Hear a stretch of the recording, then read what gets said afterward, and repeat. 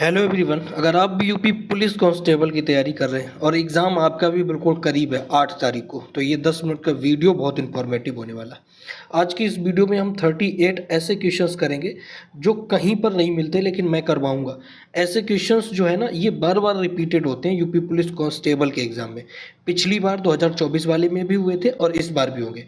पहला प्रश्न आप लोग देखिएगा कि भारत के संविधान में जो मूल कर्तव्य होती है ना, फंडामेंटल ड्यूटीज़, इनको कब किस संविधान संशोधन में इनको जोड़ा गया था। यानी कि ऐसा कौन सा कॉन्स्टिट्यूशनल अमेंडमेंट था जिसमें हमने मूल कर्तव्यों को यानी कि फंडामेंटल ड्यूटीज़ को, एफडी को जोड़ा था।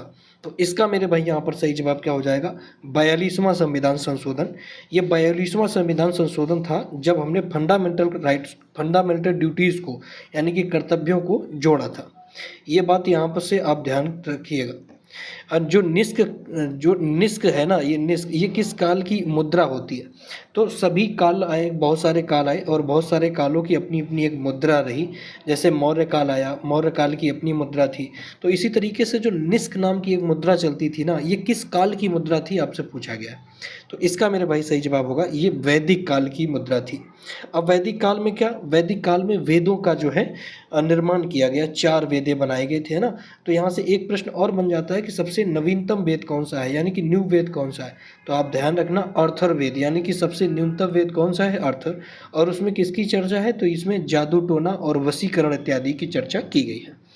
इतना फैक्ट इस क्वेश्चन से आप यहाँ से याद रखना।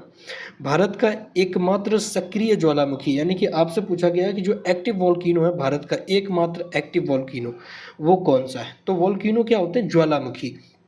जो हमारी ये अर्थ क्रस्ट होती है ना, अर्थ क्रस्ट के अंदर यहाँ पर मैग्मा भरा होता है। तो आपको पता ही होगा, इस तरीके का कुछ ज्वालामुखी होता है, यहाँ से लावा निकलता है बहुत स्पीड में, है ना। तो ये सबसे एक भारत का एकमात्र, यानी कि भारत के अंदर एक ही ज्वालामुखी है। कौन सा है? जो एक्टिव ज्वालामुखी है। तो इसका मेरे भाई सही जवाब होगा अंडमान द्वीप में, यानी कि एक ज्वालामुखी है, वो भी अंडमान द्वीप में पाया जाता है। अंडमान निकोबार द्वीप है, वहाँ पर ये पाया जाता है।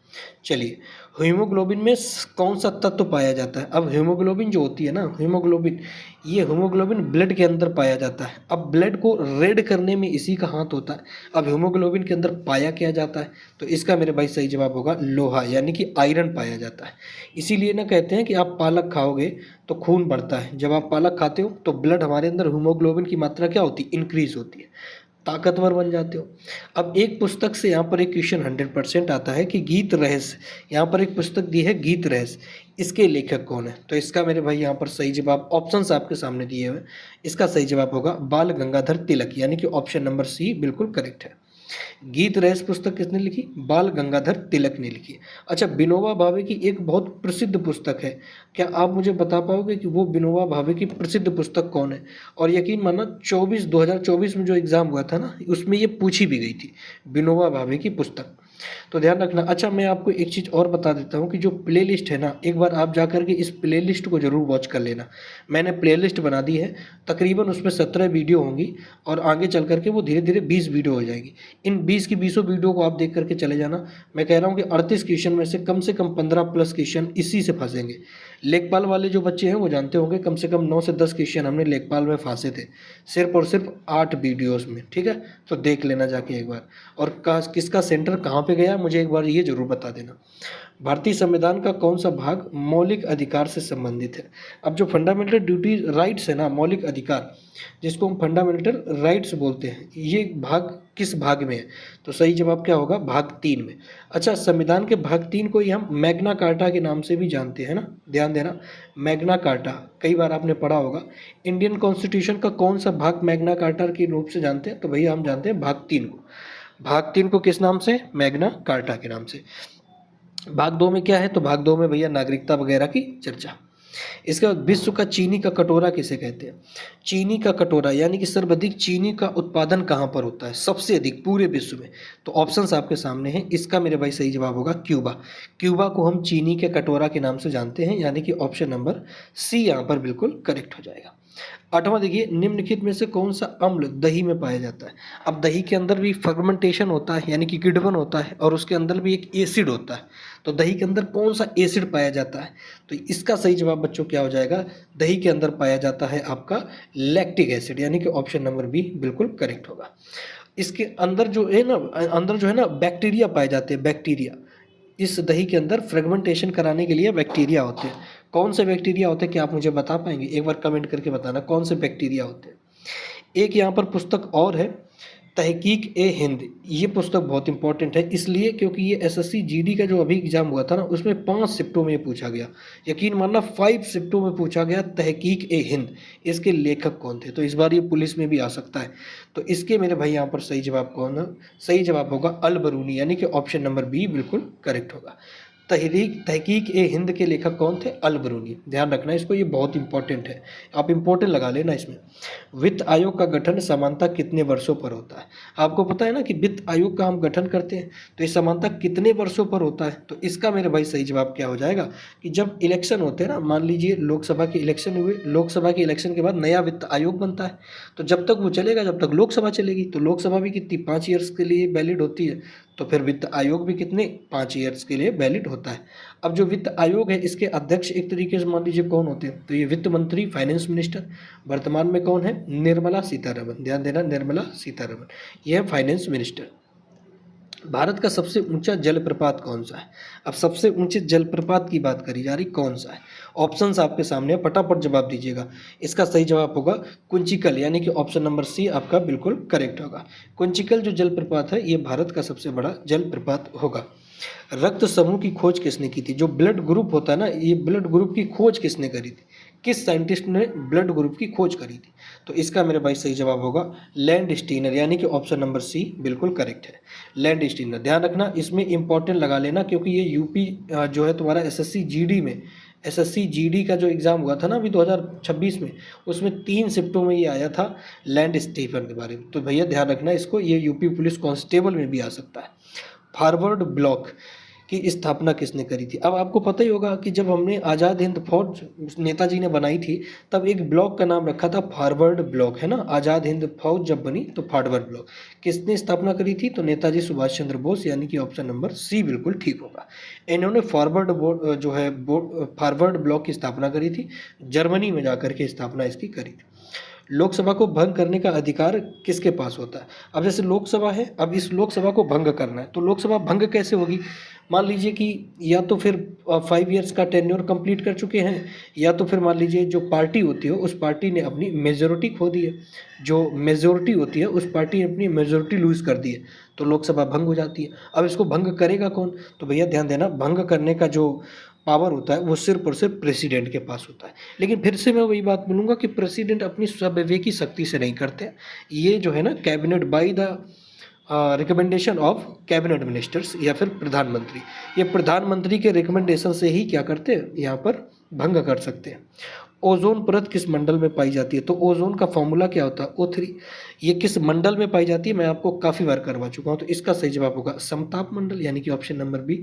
अच्छा, इसी समताप मंडल में जो विमान होते हैं ना, फ्लाइट, यानी कि एरोप्लेन, हवाई जहाज, हेलीकॉप्टर, जो भी कह लो, हेलीकॉप्टर तो नहीं उड़ता है, सिर्फ विमान उड़ते हैं, क्योंकि हेलीकॉप्टर ऊपर नहीं उड़ सकता, तो ये समताप मंडल पे ही उड़ते हैं, ठीक है, ध्यान देना। चलो, अब ऑपरेशन फ्लड का संबंध किससे है? तो ऑपरेशन फ्लड मैंने आपको कई बार बताया, इसी को श्वेत क्रांति के नाम से भी जानते हैं, श्वेत क्रांति। और इसके जो जनक थे वो थे बर्गिस कुरियन। कौन थे? बर्गिस कुरियन, बर्गिस कुरियन इसके जनक थे, ध्यान देना। और इसको किस नाम से जानते हैं? ये दुग्ध उत्पादन के लिए फेमस थी, ऑप्शन नंबर ए बिल्कुल ठीक है, दुग्ध उत्पादन। मत्स्य उत्पादन के लिए कौन सी? नीली क्रांति फेमस थी, ध्यान रखना, ये सारे के सारे क्वेश्चन बहुत इंपॉर्टेंट। अच्छा, 38 क्वेश्चन का सेट है, कितने क्वेश्चन आपके हो रहे हैं, ठीक है, मुझे बता देना। और किसका सेंटर किस डिस्ट्रिक्ट में गया एक बार ये और मुझे बता देना। अब एक पुस्तक है इंडिका, इसके लेखक कौन थे? इंडिका पुस्तक, ये इस इतिहास की सबसे फेमस पुस्तक है इंडिका। अच्छा, इसी इंडिका पुस्तक में आपको पता होगा जो महाजनपद थे ना, महाजनपद काल के बारे में जो हमने पता चला वो इसी इंडिका पुस्तक से पता चला। इसने इसके जो लेखक थे वो राइटर कौन थे? तो इसका सही जवाब होगा मेगास्थनीज, यानी कि ऑप्शन नंबर सी बिल्कुल करेक्ट। इंडिका के पुस्तक कौन थे? मेगास्थनीज थे, इंडिका पुस्तक के लेखक मेगास्थनीज, ध्यान रखना ये बहुत इंपॉर्टेंट। नियंत्रक एवं महालेखा परीक्षक यानी कि जो सीएजी होता है उसका उल्लेख किस अनुच्छेद में? तो भैया सीएजी का उल्लेख किस में है? आर्टिकल 148, यानी कि ऑप्शन नंबर फर्स्ट बिल्कुल करेक्ट है। आप रट के चले जाना, सीएजी यानी कि नियंत्रक महालेखा परीक्षक, इसका उल्लेख किस आर्टिकल में है? तो आर्टिकल 148, ये बहुत इंपॉर्टेंट है, इसको रट के एकदम चले जाना। निम्नलिखित में से कौन सा दर्रा उत्तराखंड में है? तो दर्रा क्या होता है? तो ये अब जैसे दो पहाड़ियाँ हैं ना, दो पहाड़ियाँ, इसके बीच में पड़ी एक छोटी सी सुरंग को दर्रा कहते हैं। ये छोटी सी सुरंग है, ये दर्रा कहते हैं। तो जो उत्तराखंड है ना, यूके, इस यूके में कौन कौन से दर्रे हैं? निम्नलिखित में से कौन सा दर्रा उत्तराखंड में? तो इसका मेरे भाई यहाँ पर सही जवाब क्या हो जाएगा? ऑप्शंस आपके सामने हैं। इसका सही जवाब होगा लिपुलेख दर्रा। लिपुलेख दर्रा कहाँ पर है? ये उत्तराखंड। शिवकिला की बात करें तो हिमाचल प्रदेश में है। नाथुला और जोजिला ये दोनों कहाँ पर है? नाथुला सिक्किम पर होगा, और ये जो जोजिला दर्रा है, ये आपको कमेंट करके बताना चाहिए जोजिला दर्रा कहाँ पर है। एक मुझे कमेंट करके बताना जोजिला दर्रा। विटामिन सी का रासायनिक नाम क्या है? विटामिन सी, इसका रासायनिक नाम क्या होता है? स्कॉर्बिक एसिड होता है, यानी कि ऑप्शन नंबर सी बिल्कुल करेक्ट होगा, विटामिन सी। और ये खट्टे चीज़ों से मिलती है विटामिन सी, ठीक है, ध्यान देना इस चीज़ को। अच्छा, भारत की प्रथम महिला जो राज्यपाल थी, गवर्नर, ये कौन सी थी? प्रथम महिला गवर्नर, तो इसका सही जवाब होगा सरोजनी नायडू, यानी कि ऑप्शन नंबर बी बिल्कुल करेक्ट है।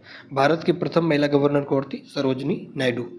नेक्स्ट देखिएगा, राज्यसभा के पदेन सभापति कौन होते हैं? अब जो राज्यसभा होती है ना, उसके जो सभापति होते हैं वो भारत के भैया उपराष्ट्रपति होते हैं, यानी कि ऑप्शन नंबर सी। वर्तमान में भारत के उपराष्ट्रपति कौन है? तो आप बताना। वर्तमान में भारत के उपराष्ट्रपति अभी नवनिर्वाचित हुए हैं, राधा कृष्णन, सी राधा कृष्णन है ना, तो ऑप्शन नंबर सी बिल्कुल आपका करेक्ट होगा। काला सोना किसे कहा जाता है? ये बहुत इंपॉर्टेंट है।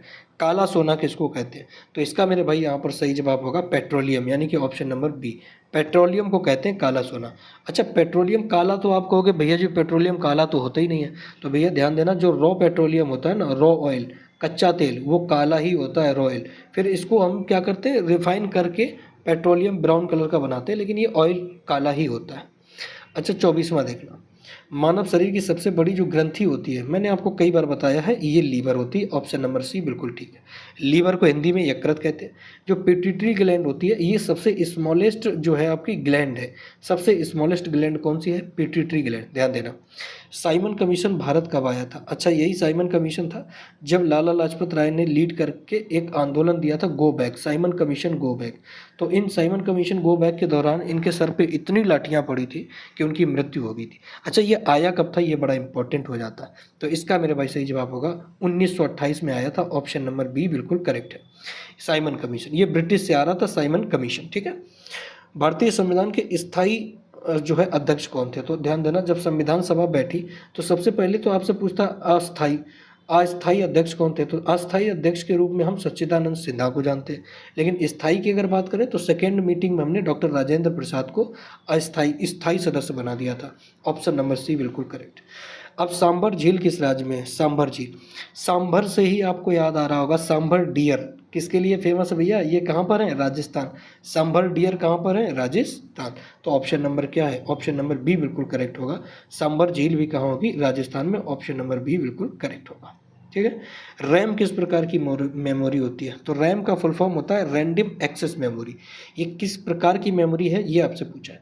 इसका सही जवाब, ये अस्थाई मेमोरी होती है, यानी कि इसको हम बदल सकते हैं, इसको हटा करके दूसरी भी डाल देंगे। लेकिन जो रोम होती है ना, ये परमानेंट मेमोरी होती है, इसी के अंदर जो है कंप्यूटर के सारे प्रोग्राम फिट होते हैं, ये ध्यान रखना। अब जो जीटी रोड था, ग्रैंड ट्रंक रोड, ये किसने बनवाया था, पुनर्निर्माण करवाया था, ये आपसे पूछा गया। तो भैया इसको बनवाया था शेरशाह सूरी, यानी कि ऑप्शन नंबर बी बिल्कुल करेक्ट होगा। शेरशाह सूरी ने इसको क्या किया था? बनवाया था, जीटी रोड को, है ना, GT road, grand trunk road, GT road. Bharat का प्रथम परमाणु रिएक्टर कौन सा था? अब ये बहुत इंपॉर्टेंट है कि भारत का प्रथम परमाणु रिएक्टर कौन सा था? तो इसका मेरे भाई यहाँ पर सही जवाब होगा अप्सरा, यानी कि ऑप्शन नंबर ए बिल्कुल ठीक है। ये सेम टू सेम आप याद करके चले जाना, क्योंकि ये प्रश्न जीडी में बहुत बार बना है और इस बार भी बनेगा, 100% बनेगा। नीति आयोग का गठन कब हुआ? नीति आयोग, तो यह नीति आयोग के जो अध्यक्ष होते हैं वो भारत के पीएम होते हैं, यानी कि प्रधानमंत्री होते हैं। सबसे पहली बात तो ये याद रखना, नीति आयोग के अध्यक्ष कौन? प्रधानमंत्री। तो इसके जो गठन हुआ था, ये गठन कब हुआ था, ये आपसे पूछा गया। तो इसके मेरे भाई सही जवाब क्या हो जाएगा? 2015।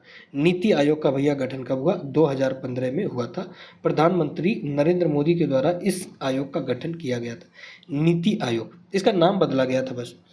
पंचतंत्र की जो रचयिता है ना, पंचतंत्र की कहानियाँ आप लोगों ने पढ़ी होंगी, स्टोरी, पंचतंत्र की स्टोरी, तो इसको लिखा किसने है? तो भैया विष्णु शर्मा, यानी कि ऑप्शन नंबर बी बिल्कुल करेक्ट। और ये हिंदी का भी विषय है, कई बार जीएस में भी आता है, ध्यान देना। बहुत अच्छी पंचतंत्र की कहानियाँ होती हैं, लेकिन ये इंपॉर्टेंट क्वेश्चन बहुत है।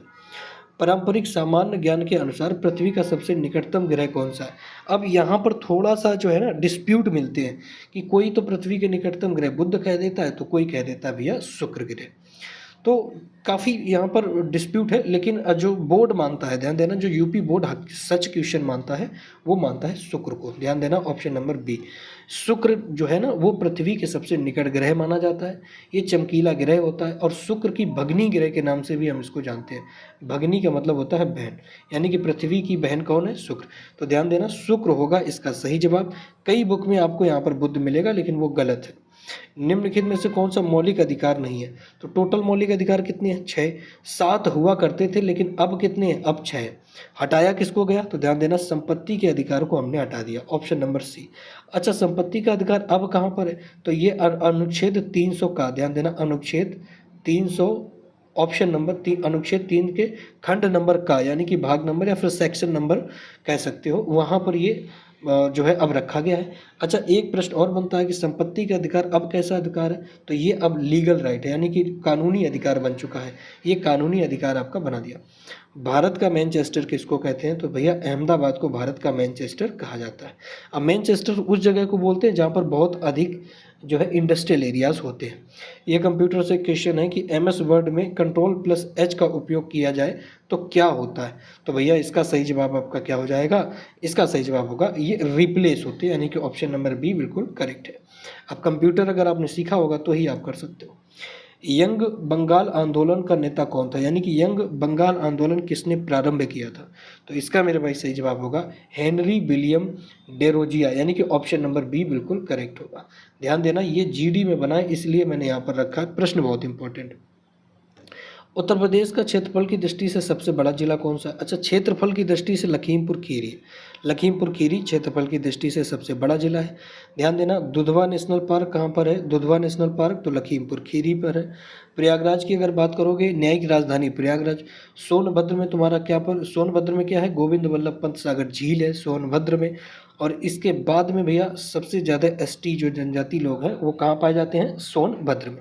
तो ये 38 क्वेश्चंस थे, आंसर की नीचे लगा दिया। कितने क्वेश्चन ठीक हुए मुझे बता देना, और डिस्ट्रिक्ट एक बार जरूर बता देना कि आप सभी का जो एग्ज़ाम है ना, वो सेंटर है ना, वो सेंटर किस डिस्ट्रिक्ट में गया है। ठीक है, मिलेंगे नेक्स्ट क्लास में, तब तक के लिए जय हिंद, नमस्कार।